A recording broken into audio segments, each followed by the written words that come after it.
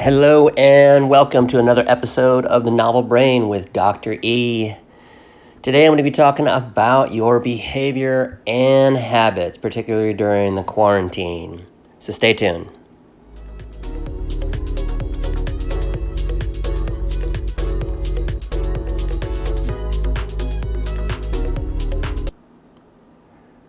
So researchers have been looking at how long it takes for a new behavior to become automatic. And there's been some studies done, and I'm just going to refer to a few that I'm familiar with. And starting off with a 2009 study, it was published by the European Journal of Social Psychology, stating and concluding that it takes 18 to 254 days for a person to form a new habit. So you may be thinking that's an incredibly long range, and it is. So to further substantiate their conclusion, they were able to find an average. So the study concluded that it takes an average of 66 days for a new behavior to become automatic. So the reason I'm doing this today is I just started thinking about timelines and our perspective. And to give you that perspective, today is it's my 117th day into quarantine. And I know that quarantine from a definitive approach means that you are staying in a room and staying in an apartment away from society. And that's not necessarily my quarantine. My quarantine is quarantine light, having to get things that I need, like food and water. And so for me, it's not the hard definition of quarantine, but on Monday, July 13th, that is 120 days. And so thinking about my 66th day in quarantine, that would have been May 20th. So here in the DMV area, things went into stay in place, lockdown, or shelter in place on March 13th, which was a Friday. So let's take this all into perspective. And when we do this, we have to sort of examine, maybe we develop some habits in this time. And maybe some of these are good and some of them not so good and even harmful. So I was familiar with some work done by Dr. Maxwell Maltz. I was a big fan of his book back in the 1960s called Psycho-Cybernetics. And when often asked what is one of your favorite sort of transformative self-help books, this is on my top 3 list. And the idea of the 21 days of forming a habit, it's a bit of a myth. It wasn't researched at the time, but it was stated in that text that it showed rare but minimum of 21 days for an old mental image to dissolve and a new one to gel. So that being said, we're talking about thoughts versus actual habits. And I'm just thinking back to my, say for example, my first 66 days of quarantine, May 20th. I'm thinking, what was it that I was particularly doing? And that was focusing on disregarding the myth of the 21 days for a habit to take off. I was more considering this 2009 study that I would need an additional, like 3 times that, 66 days to actually form some kind of habit. So I was kind of going long range, and what I did was just almost religiously dove into my music practice, and I just set aside the exact same time every morning to play my ukulele, work on my vocals, and also on my harmonica. So it's kind of trifold in the music world for me. And I had to make room to do that. So what I did is I actually kind of veered away from my regular practice of guitar and perhaps even not even that committed or dedicated practice to music. So I really just dedicated the time. And now I'm approaching, like maybe a half a year of it. And on the 13th, we'll be at about 120 days. So this is the one thing that I've done that's been consistent. And I'm bringing this up because I want to know from you what it is that you've been doing consistently.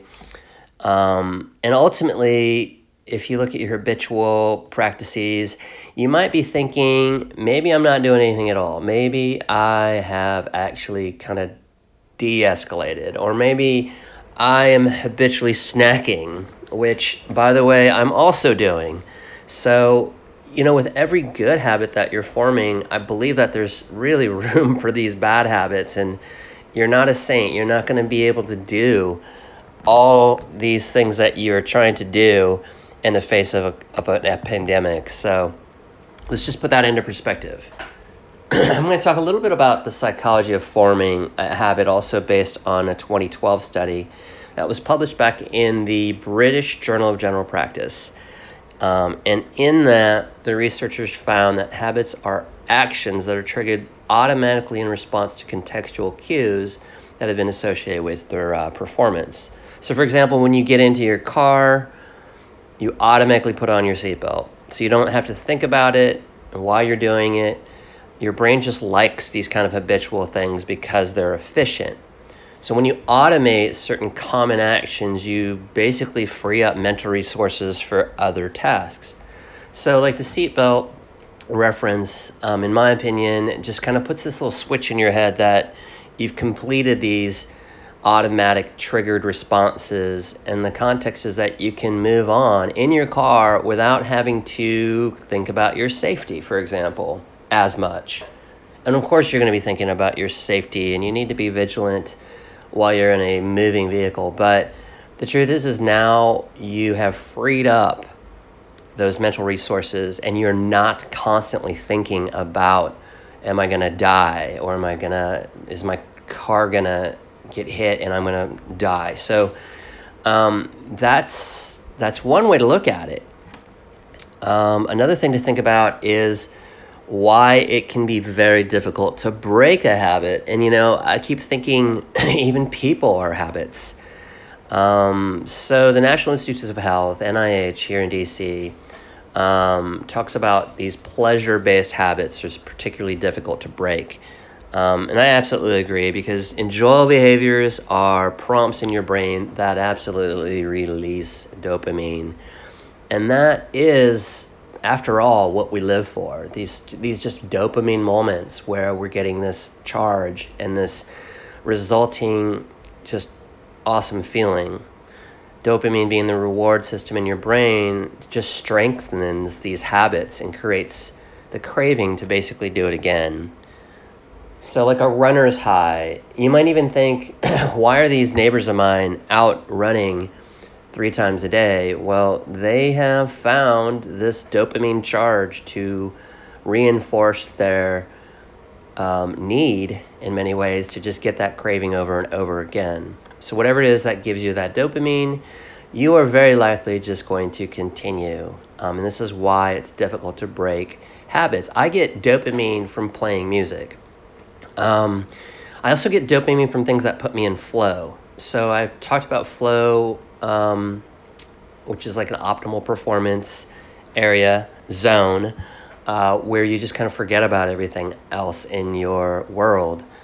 So I think the same goes for these habitual flow seekers, that they really seek dopamine and like to stay in that mode. I'm going to dedicate an entire podcast within the next 3 or 4 weeks on flow and my relationship and work with Mihai Csikszentmihalyi out of Hungary and now Claremont, California. All right, so let's say you've identified the habits that you have maybe prior to COVID and the quarantine, or even in quarantine, the habits that you have established. So maybe it's not a good habit. Let's just say, for example, excessive drinking, which is actually the number one substance, I believe, according to some of the records and data, that has increased. I don't have the exact percentage in front of me, but multiple times over the course of quarantine. Let's just face this, it's already a bit of a social disease in most parts of the modern world. So yes, it's accessible, and it takes the pain away, or it numbs you and maybe redirects you into thinking that everything's fine, or maybe it's just your way of handling trauma, or it's your way of de-stressing. So let's say, for example, changing that habit. And I'm not saying anybody's become a full-blown alcoholic, but perhaps if you have and you do feel that you've had some substance abuse issues in the past, and quarantine has not helped in that sense, perhaps it's time to go seek professional help. Let's just talk about how to change that habit. If you're going to look at substance abuse, it's not just a habit, it's also an emotional sort of connection that people are getting with a particular substance, whether that's something illicit or something like alcohol or even cigarettes. So how are you going to change your habit? Well, I'm going to refer back to the director of NIH. This is Dr. Nora Volkow. Back when she did, she worked with the National Institute on Drug Abuse, and she suggested that the first step is, of course, something that you already know. It's just to become aware of your habits so you can develop strategies to just change them at some point. So just acknowledging that you have a habit that's turned into maybe a bad habit or even a dangerous habit is the first step. So the first strategy is to identify the places, the people, or activities that are linked in your mind to these habits. And if you look at like 12-step programs that ask you to avoid the places and people or activities that are linked to your substance abuse, that is really why that's embedded in one of the 12 steps. But if you also look, and this is not about the 12-step program, that's for other people who work directly with substance abuse. And as a psychologist that works on behavior, it is something to consider, especially when you're working on negating some of these bad habits. All right, so you're gonna identify these places, people, or activities that are linked to your use, and then you're gonna change your behaviors towards those places and people. And this is probably the hardest thing because we get dopamine from friends. We also, in friendships, and we also have relationships that we may not want to, just end. And a lot of times this is probably the hardest part. So a lot of people can't get started in changing a habit because they can't seem to get past this first hurdle. And this is where, in my work, it's replacement therapy in many ways. You have to find something else that gives you the same amount or more of a dopamine charge, something that you find rewarding, that you are getting more from. So that's the idea. And let's take this sort of same philosophy and theory on changing a habit towards other, say, less dangerous habits, but also habits that you might want to break or consider changing. And this works, for example, with snacking. All right, I'm like a professional snacker, and I can find snacks that I can justify that are healthy, and then I can just go with it for a large part of my day. And I've found ways to actually graze through my snack cupboards and actually really subside and do well with. But I know it's not healthy. You got to have the square meals, at least meals that provide you the protein and energy that you need. So for example, maybe it's even worse. Maybe you are snacking on mad amounts of Doritos. You're just addicted to the nacho cheese, whatever it may be. And I know that you people who are, so don't be in denial on this one, but you just have to consider swapping it for something else. This is the replacement idea, to replace a bad behavior with a good one. Instead of reaching for maybe that cigarette, for example, consider trying something different that will occupy your mouth, like chewing gum, or maybe some kind of hard candy that takes the place of that. And in fact, it's very difficult to smoke a cigarette while you have like illudens in your mouth. And I only say that because I don't know, maybe it's been 20 years now since I smoked. And I remember needing what were the cough drops? Because I got this like weird sensation from the menthol in a Luden's cough drop. I think it was in the middle of the summer even. I was taking those to quit smoking, and in fact, it works. So I'm giving you some firsthand experience here, but I'm also giving you some of the data from NIH and the National Institute on Drug Abuse. But yeah, it works. So try a strategy that replaces the bad habit with a good one. But the bottom line here, folks, is that it can take anywhere from 18 to 254 days. I know you don't like that range because you'd rather it be 18 days and 254 days for you to change or form a new habit. And on average, it takes 66 days. So roughly over 3 months for a new behavior to become automatic. For those of you who are interested, I can do another podcast that's more along the lines of you performers. So athletes, musicians, artists. This is another type of habitual change where it's not just seeking a new habit. It's really seeking that flow in order to continue with whatever it is that you like to excel at. But just note that there's no one-size-fits-all figure. There's no exact amounts of days.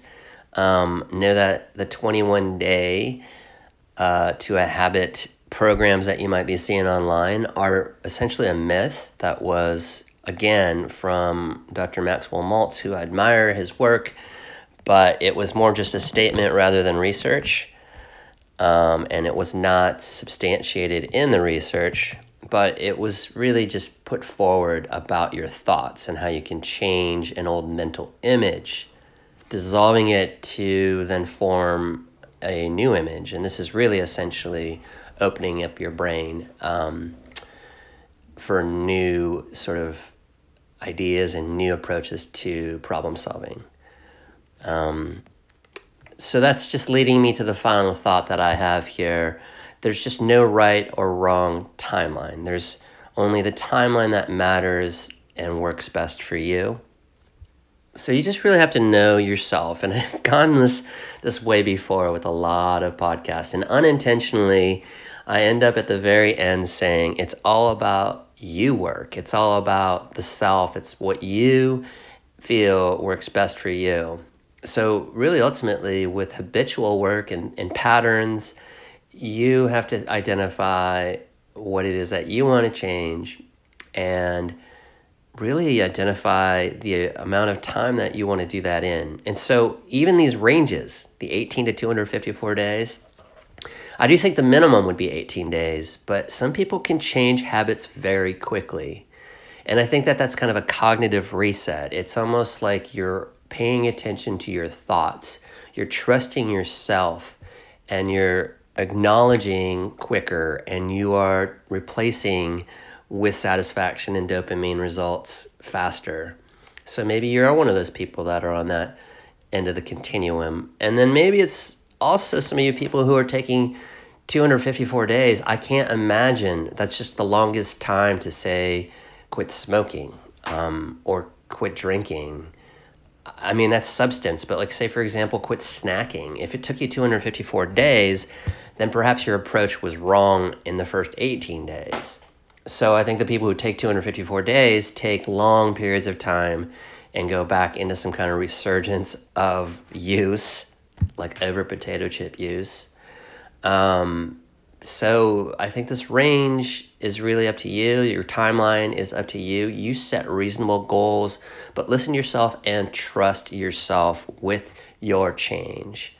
And then reward yourself for these habits. For me, it's maybe playing a show at the tail end of it. And that's, my intention in the time of reopening, maybe the end of phase 3, who knows. Already got the outdoor venue established with musicians that I play with, and it's going to be a show just to kind of put it out there in a public way that this is something I've been working on. That's automatic. All right, so I hope this podcast has really had you start thinking about your own behaviors and your own patterns and habits, and know that we are people, we are human, and we make mistakes, and ultimately we do fall into some negative patterns and habits at times. And the truth is that it happens, and you just have to identify those, acknowledge it, move on, move forward, and be well. So take care of yourselves until next time. It's Dr. E with the Novel Brain. I'll see you next time.